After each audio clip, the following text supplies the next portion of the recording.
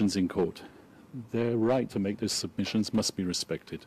So Siguro pati itong si Attorney Kaufman na-overwhelm ho siya doon sa nakita niyang pagsuporta kay Tatay Digong.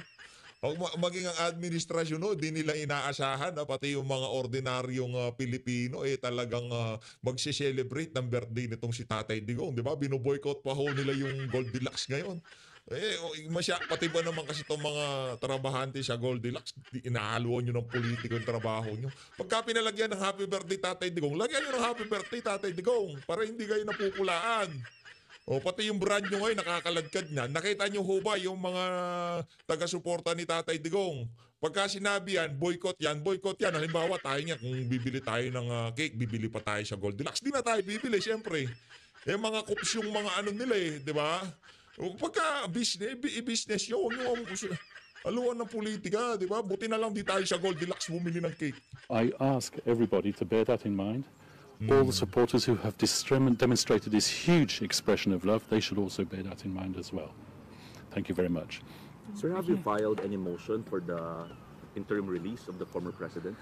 Once again, interim release is a complex process. We're considering it, and we'll file it at the appropriate time. Have you? You're not yet filing. Have you filed or not yet? I'm not telling you when I'm going to file anything.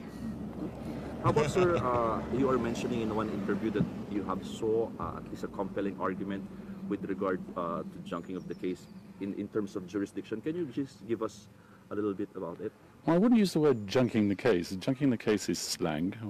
What I would say is that the jurisdictional arguments are arguments which have been bandied about for many years now. They've been considered by the Supreme Court in the Philippines. They've even been considered by the International Criminal Court.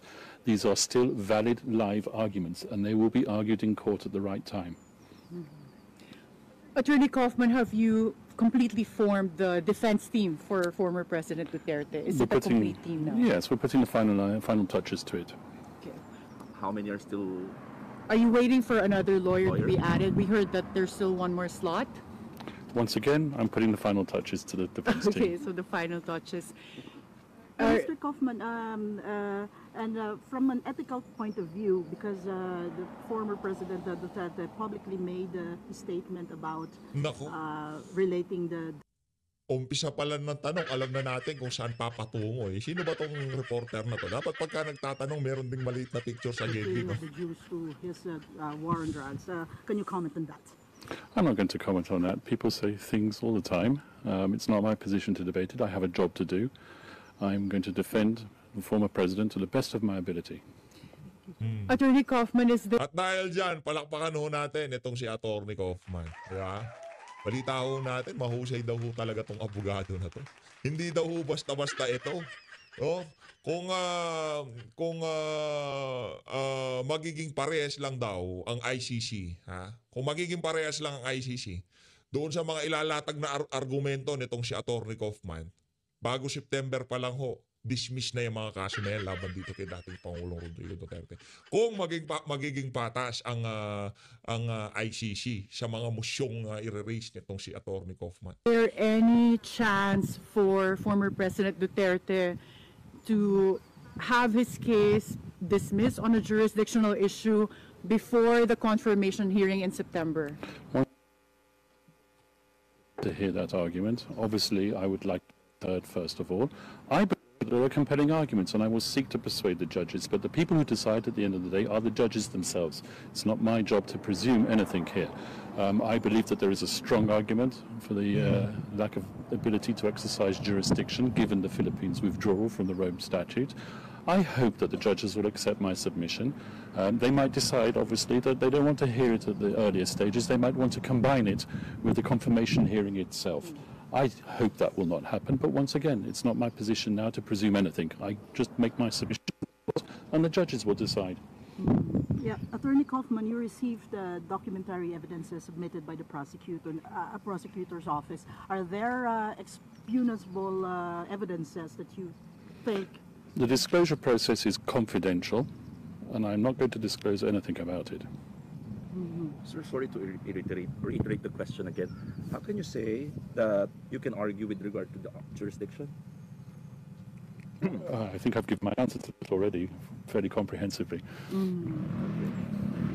And we've talked with the family of former President Rodrigo Duterte and including the visits. Are you also assisting with the visits of different family members? As I said, it's the job of any counsel at the International Criminal Court not just to handle the legal side of things, but also the humanitarian side of things, and it's a right to receive visits from immediate family members. And there are also issues about getting some funds from the ICC. Are you privy on that? I'm not going to comment on anything to do with funding. Attorney Kaufman, in the lighter side, I just want to ask, how are you? Well, thank you very much. Maybe you've got information that I had an operation just before I came here. Oh, you had an But yes. operation? Did you have a health issue? No, I had a hernia fix. Okay. Have you been getting enough sleep? It must be very busy preparing for this case. Well, if you know me well, I never sleep. Oh, okay. But you've handled Magkakasundo itong si Attorney Kaufman at itong si dating Pangulong Rodrigo Duterte, magkakasundo ho ito. Di rin mahilig matulog yung si Tatay Digong natutulog yan pagka bukang liwayway doon siya matutulog. Buong maghapon tulog siya, pagkagabi gising siya. other ICC cases. What is your estimate as to how long this will take? I can't estimate, really. I really can't. All I can do is say that we will make the submissions, and I hope that those submissions will be accepted by the judges. But what's the difference between handling this particular case and other cases that you've handled in the past?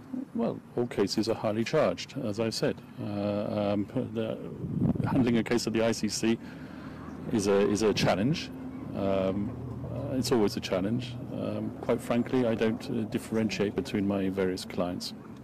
Does that have any impact, negative or otherwise, on the proceedings?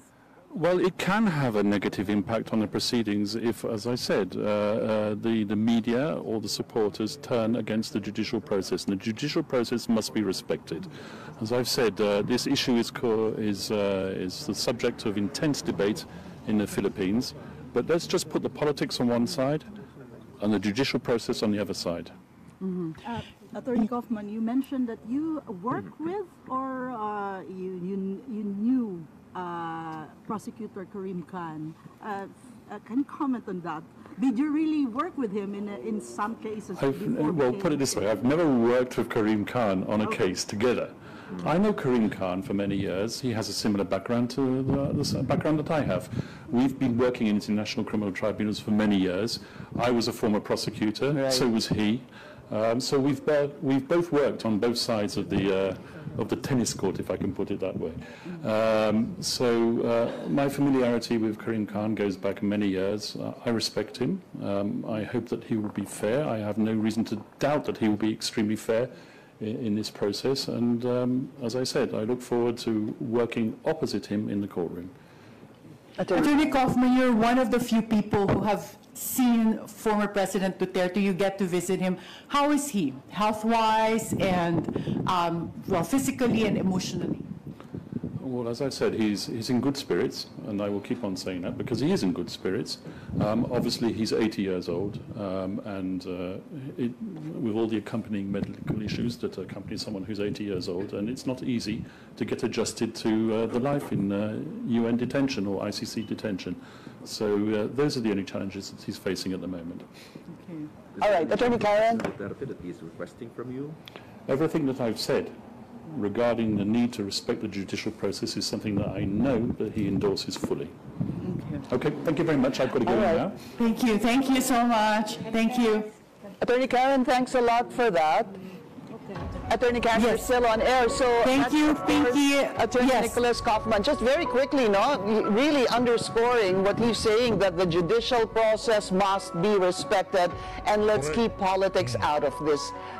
Ibang klase ho talaga tong si dating Pangulong Rodrigo Duterte. Alam niyo kung bakit pati yung mga banyaga ang taas ng respeto dito sa mama na to? No? Kahit alam ho niya, kasi abogado siya eh.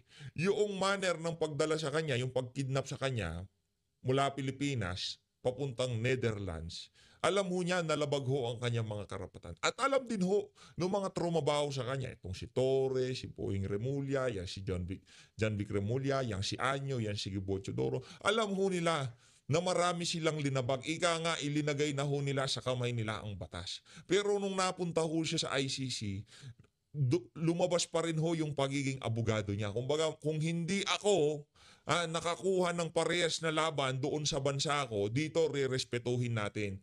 Kumbaga sabi niya sa mga taga-suporta niya, dito sa ICC, susubukan nating hanapin yung bagay na hindi natin nakita sa ating bansa. At yun yung due process. Pero alam mo niya, yung pag-uumpisa pa lang ng problema na to, napakarami na hong komplikasyon. Pero sinasabi niya sa kanyang mga taga-suporta, sa kanyang mga taga-suporta, sa atin, no, na wag na kayong makialam sa batas. Kung gusto niyo sumuporta kayo. Wag na kayong makialam sa legal process. Hayaan natin gumulong to. At naniniwala ho tayo na siguro diyan sa Netherlands, sa ICC, ang isang Pilipino makakakuha ng hustisya. Yung mabibigyan siya na ang mga bagay na ipinagkait sa kanya sa sarili niyang bansa. Naniniwala ho tayo doon, mga kababayan. At nandiyan si Attorney Nicholas Kaufman. This case. Yes. Yes, Pinky. And I think I also asked him if this was an unusual turnout, what we've seen with Tinitipon ka na, Ma'am Karen, Tinitipon na to si Ma'am Karen. former President Duterte. I'm sorry, I have to wipe my nose. It's so cold here, Pinky. But I asked him earlier if he was surprised with the turnout of supporters here for former President Duterte, and he said, I hope it's not the first time. And he mentioned that for some of the African leaders that have been tried in the past and that he's represented, that there are some people who have also shown up at critical stages of the trial. That's right. Critical stages of the trial. Ito hindi pa ho tayo umaabot doon sa critical stages of the trial. Kumbaga dito, pagbitbit pa lang kay Tatay Digong dyan, nandyan na ho yung ating mga kababayang OFW, mga kababayang nakatira na dyan sa Netherlands, mga kababayan nating karatig lugar ng Netherlands, di ba? Nagtatravel pa ho sila ng malalayong lugar para makapunta lang dyan sa detention facility ng ICC. Yun, pag critical moment, siguro pagkahahatulan na o yung tipong medyo bumabalentong yung kaso niya. Pero dito wala pa ho, hindi pa ho tayo nag-uumpisa, pero yung pag-agos ng mga taga-suporta ni Tatay Digong mula sa Pilipinas, sa labas ng Pilipinas, talagang overwhelming. Naniniwala ho tayo maging itong si Attorney Kaufman, kumbaga na-overwhelmed din, no? Thanks so much for the report, Attorney Karen Jimeno, our anchor for At the Forefront, reporting to us live. Palakpakan naman ho natin itong si Attorney Karen Jimeno, isa sa mga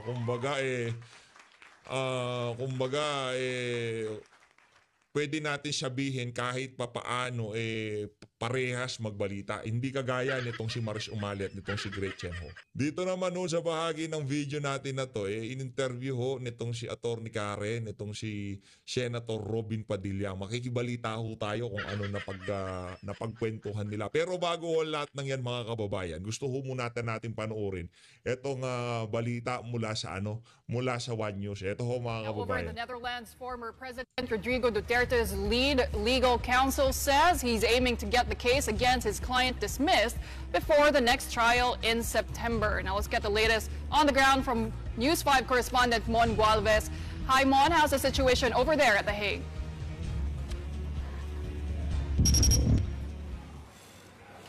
Mon, sorry, I think you're on mute, so we'll have to double check.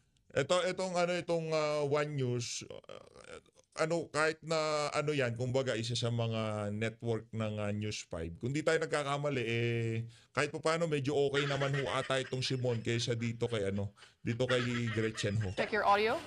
There, he's fixing Can you hear me now? Yes. All right. Supporters of former President Rodrigo Duterte continue to arrive here in front of the ICC Detention Center in The Hague. Many of them came from different parts of Europe, while some are from Dubai. But as you can see behind me, this is actually less compared to the previous weekends, wherein this part of the park almost got filled with the supporters. They're all calling for the return of the former president to the Philippines. Filipinos going to Scriveningen prison here in The Hague, Netherlands are being heavily guarded by the Dutch police. But it's not to prohibit them from being here, but to ensure they don't affect pedestrians, bicycles, and other vehicles along the roads. Yesterday, some Pinoys gathered and prayed outside the detention facility. They're from different countries in Europe. Bakit mahal natin siya? Lalo tayo nasa labas. He is the first president that we feel that we belong to the Philippine government. Ang di ba kayo dyan? Absent this weekend were relatives of the former president. His common-law wife, Hanilet Avancenia, and daughter Kitty Duterte did manage to visit him last week, as well as Vice President Sara Duterte, who joined by her mother Elizabeth Zimmerman here in The Hague. Yesterday, Senator Robin Padilla already returned to the Philippines. But we are able to have a sit-down interview with him where he said it's the former president's order for him to return to the Philippines to campaign. Padilla admits Digong's arrest affected their party, PDP. Okay. Si Tatay Digong ho pala ang nag-utos dito kay Senator Robin Padilla na umuwi na at atupagin ang pangangampanya sa Pilipinas. Kasi nga naman, wala na yung pinakamataas, yung pinaka-sandigan ng mga kandidato. Laksumata ka nitong si Tatay Digong. Yan na nga ho ba sinasabi natin? Kung itong si dating Pangulong Rodrigo Duterte, sinasabi niya na dito sa mga tauhan niya, kay VP Sara, anong ginagawa mo dito? Uwi ka sa Pilipinas, madami tayong problema doon. At dito kay Senator Robin, ang ginagawa mo dito? Mangampanya tayo doon. Pagka natalo tayo, pagka natalo ang ating mga kandidato, talo na tayo, nakakulong pa ako. Tama naman, di ba? Talo na PDP, nakakulong pa ho itong si Tatay Digong. Ano ba magagawa ng dalawang senador sa Senado? Lalamunin lang ho sila ng mga mananalo mula sa alyansa. Di ba? Wala na ho tayong aasahan sa mga alyansa na yan. Convicted na itong si BP Sara bago pa mag-umpisa yung impeachment na yan. Yung hindi pagpirma nitong si Erwin Tulfo dyan sa impeachment dahil kasi magiging senator judges daw siya. Di ba? Nakita niyo ho ba yun? Wala na, done deal na yan, ika nga ni Boying Remulla. Kung itong si Tatay Digong, ang iniisip po niya kung paano papanalunin itong kanyang Duterte candidate. At tayo, kung ano-anong pinag-aatupag natin sa buhay, naku, parang hindi ho natin sinusunod yung kung tawagin the will of thee. Yung mga gustong mangyari nitong si dating Pangulong Rodrigo Duterte. Kaya hindi ko naman sinasabing kalimutan na natin yung ginawang kababuyan ng administrasyon na to dito kay dating Pangulong Rodrigo Duterte. Ang sinasabi ho natin dito, kung nandito si dating Pangulong Rodrigo Duterte sa Pilipinas, isipin ho natin kung ano gagawin niya. Kung ano yung effort na gagawin niya sa mga kandidato niya ng pagkasenador. Diba? Yun na lang ho isipin ninyo. Kung anong mga hakbangin, kung anong effort ang ibibigay ni Tatay Digong para maipangampanya ang kanyang mga kandidato. Ngayon, kung wala siya sa Pilipinas, tayong mga taga-suporta niya, tayo hong magtutulong-tulong para maipanalo ang ating Duterte. Kaya naman nandito yung 56, nandito yung 38, at nandito naman ho si Pastor Apollo Kibuloy. Ano ho yan? Meron hong ibig sabihin kung bakit itong si Tatay Digong at itong si Pastor Apollo Kibuloy, lagi hong magkasama yan. Hindi ho tayo nagsusuot ng damit ng dalawa na yan, pero lagi hong magkasama yan. Yan dalawa ho na yan, sila ho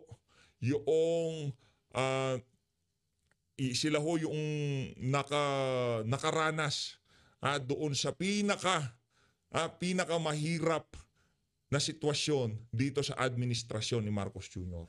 Di ba? At sila hong dalawa ang nakaranas doon sa pinakamatinding political persecution nitong administrasyon nitong si Marcos Jr. Silang dalawa ho ngayon nakakulong. Kaya kung ano man ang gagawin ni Tatay Digong kung nasa Pilipinas siya, tayong mga taga-suporta niya, tayo ho magtutulong-tulong para papanalunin ang kanyang mga kandidato sa 2025 midterm election. Approve ho ba kayo doon? Kung approve kayo doon, ano pa ho bang hinihintay nyo? Ikampanya na ho natin ang ating mga kandidato. Ako, ayan na. Yung mga larawan, yung mga numero, nandyan na ho. Kung gusto nyong ilista, ibigay sa mga kamag-anak nyo, ibida nyo sila sa inuman, ibida nyo sila sa kwentuhan, nasa sa inyo ho yun. Pero tayo dito, nag-e-effort ho tayo para may kampanya ang ating mga kandidato. Adversely, ito po ang partido na walang pera. Kailangan po nating liwanagin. Ngayon, yung aming number one crowd drawer Nakakulong. Para kaming inalisan ng ulo.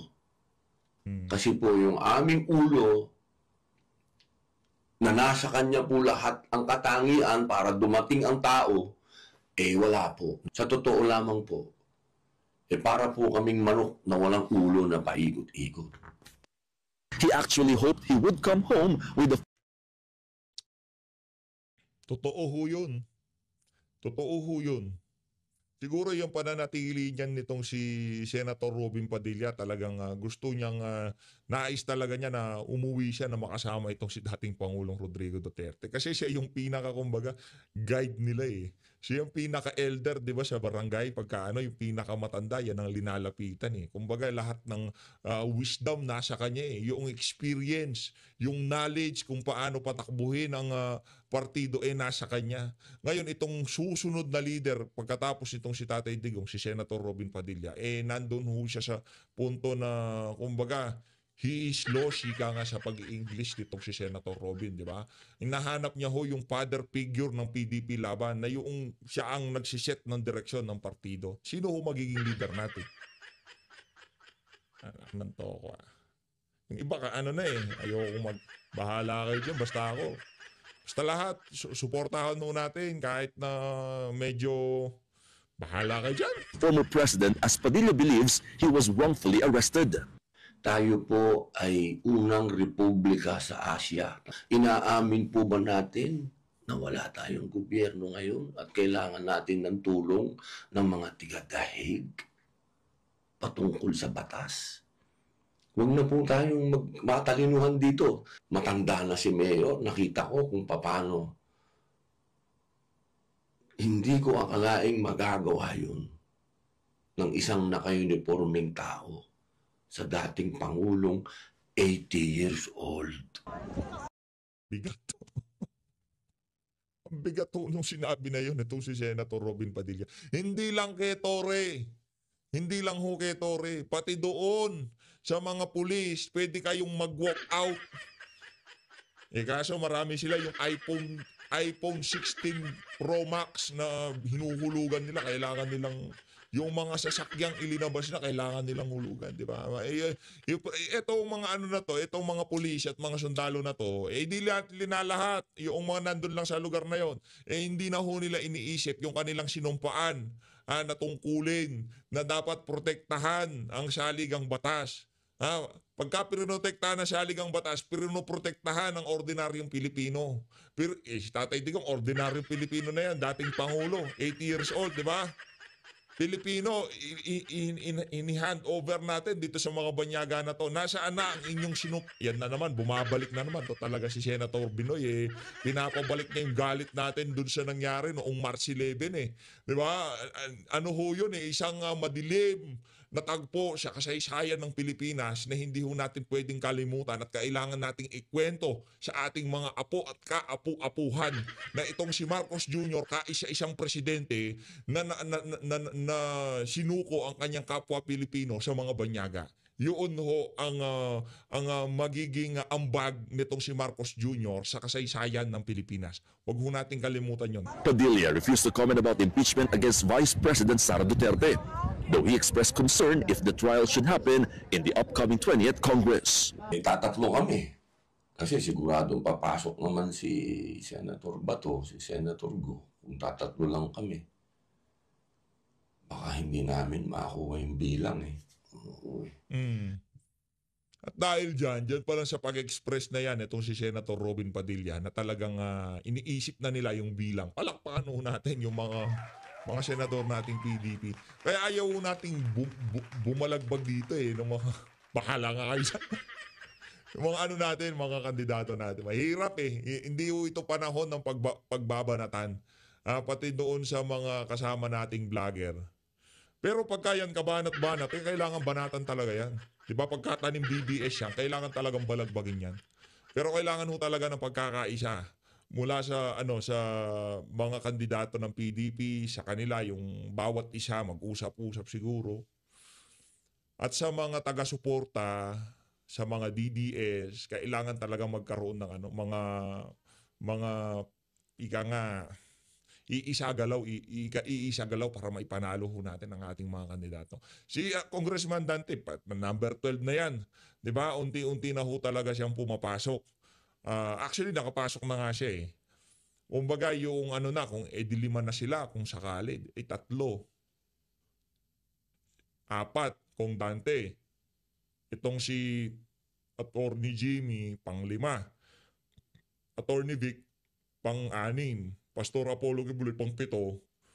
Siguro doon sa bilang na yon, medyo makakabalagbag na tayo.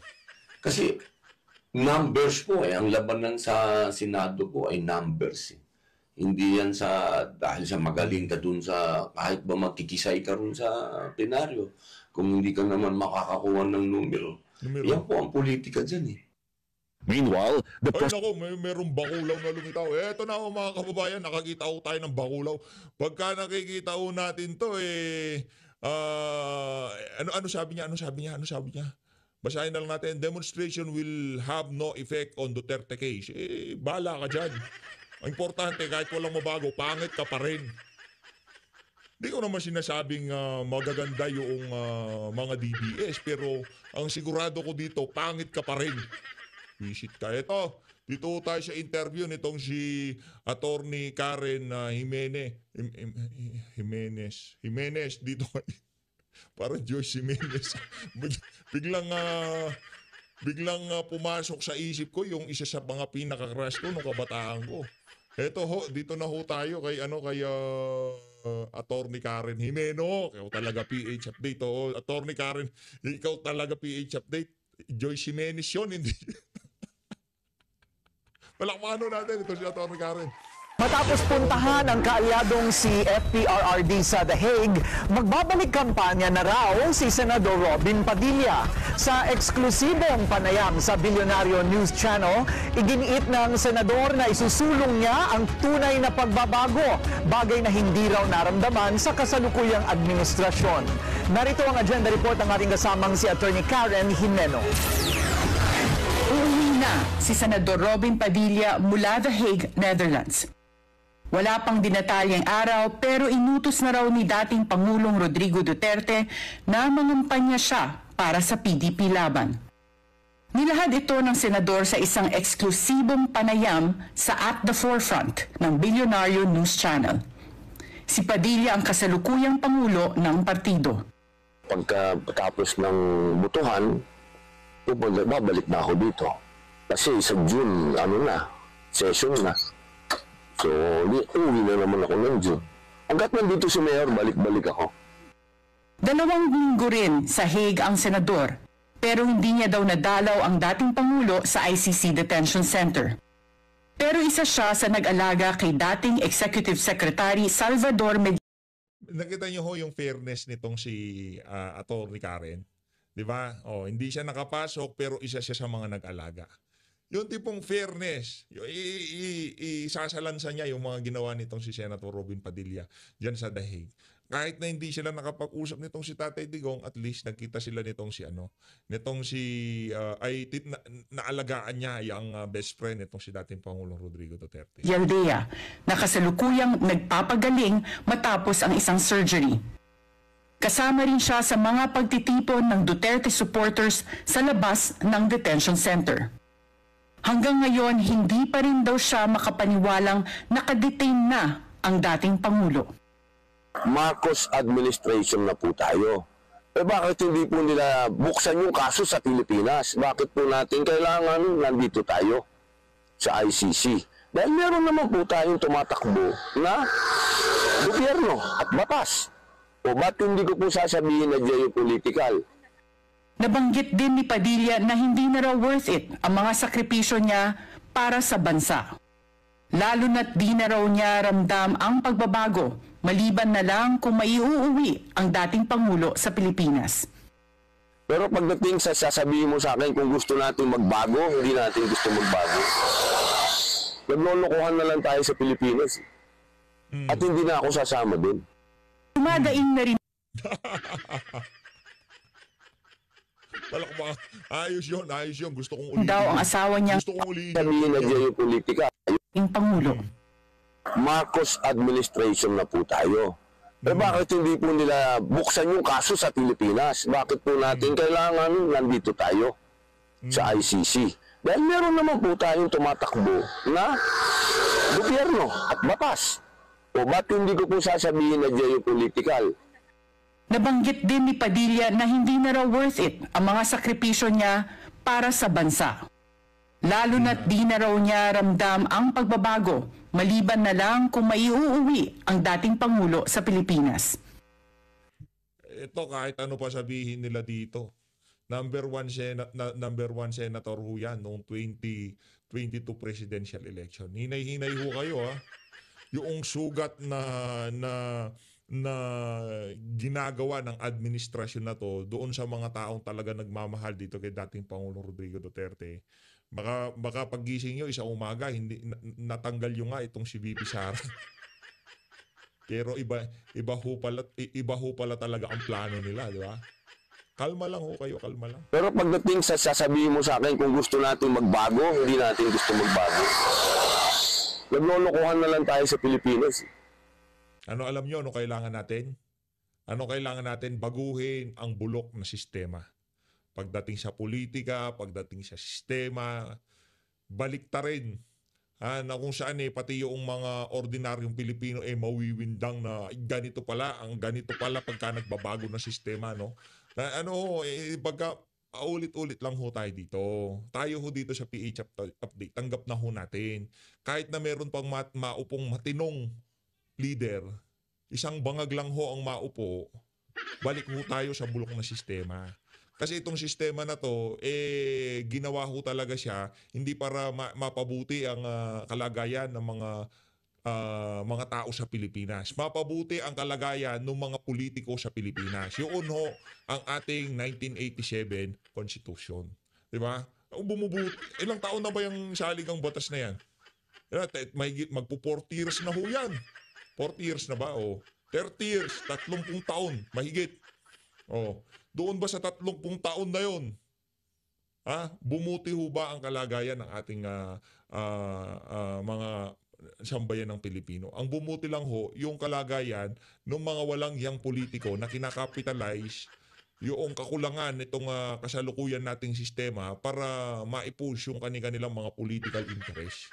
Kaya tayo ho, kung hindi rin ho tayo magkakaroon ng pagbabago sa sistema, mindset, dito sa Pilipinas, masakit man hong sabihin, pero wala hong mangyayari dito. Kumbaga, itong Duterte, pag naipanalo natin, matatapalan o maaampat ang nangyayaring kabalbalan ngayon sa ating bansa. Maaampat. Kumbaga pag may lagnat ka, iinom ka ng biogesic. Diba? For example, yung pinanggagalingan ng lagnat mo, meron ka palang pilay o kung meron kang infection, hindi ho yun ang i-address nitong 10 kandidato na to. Yun lang lagnat, pabababain lang yung lagnat, pero yung infection nandun pa rin. Ganun ho katindi ang problema natin dito sa bansa na to. Pagka hindi natin tinarget yung root cause kung bakit ganito ang ating pamumuhay dito sa bansa na to, wala hong mangyayari. Hindi ho tayo eksperto dito, pero base sa ating payak na obserbasyon dito sa mga nangyayari sa ating bansa, ipagpaumanhin nyo na ho kung mali ako, tama kayo, di ba? Kung tama naman ako, mali kayo, bahala kayo. Ito, tuloy natin. At hindi na ako sasama dun. Hindi na rin ako sasama dun. Kung hindi rin magkakaroon ng matindihang pagbabago, di ho tayo sasama dun. Pero susuportahan ho natin ang pamilya Duterte. Dahil yung pamilya na yan, talagang pinakitaan ho tayo ng kaya naman pala. Meron pa palang pag-asa. Basta magkaroon ng leader na nasa tamang katinoan. Pero pagka nagkaroon ng... Kaya nga pagka dito kay VP Sara, pagka upo niya, di ba? Pagka upo ni VP, okay, umupo si VP. VP, pagkatapos manumpa, dismantle, baliktarin yung mga dapat baliktarin. Isara yung mga dapat isara na mga ahensya na hindi gumagana. Gurgurin yung mga gurgurin na mga programa na palpak, di ba?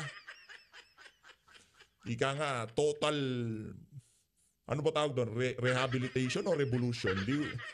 Mali, ano ba yun? Revolution o rehabilitation? Rehabilitation. Para dun sa mga kababayan nating, di ba? Pag upo ni VP Sara, yung iniisip ng mga politiko na ako susunod na magiging presidente pagkatapos ni Sara, babanatan ko yan. Wala nang ganun mangyayari. Si VP, ang uupo, dyan. Sila ang tunay na nagmamahal sa mga Pilipino. Sa kanila namin nakita yon. Ngayon, kung papalag kayo, edi magpakitaan tayo ng pwersa. Yung mga anti at mga pro, maglabasan tayo. Ganun na lang, di ba? Pero pagka kami, marami kami, demokrasya pa rin tayo. Democracy wins. Ika nga, majority wins. Diba? Ganun lang naman ho yun. Na rin daw ang asawa niyang si Mariel Rodriguez. 95% daw kasi ng buhay niya nakalaan na sa politika. Usapan niya daw nilang mag-asawa, tapos na ang trabaho niya sa 2028. So ngayon, kailangan kong gawin to dahil senador ako. At ako ay nasa ilalim ng politika ni Duterte, ang PBP laban. So kailangan kong gampanan yung role ko. Kaya gusto niya, kaya ayaw niya, kailangan niyang siya. Ito ba, mga kasabay ho ba natin to? Na titigil na sa 2020? Hindi, wag naman, no. Senator Robin, kailangan ka pa ng mga Pilipino. Naku, kahit ano pang sabihin nila dyan, no. Yung puso, nandun eh. Nandun yung puso. Pero, totoo naman yung sinabi ni Tatay Digong na kailangan ho talaga kayo ng partido sa Pilipinas. Pero yung pagmamahal kay Tatay Digong, wala na, no question doon eh, pagdating sa pagmamahal. Pero yung pangamba nitong si Tatay Digong na yung direksyon ng kampanya na itinatakbo ng PDP, mga kandidato ng PDP, yun talaga ho nakakapangamba. Kahit tayo nangangamba, sa totoo lang, no? Dahil, so Luis, maraming salamat to sa pag-support sa PH Update. Mag-ingat.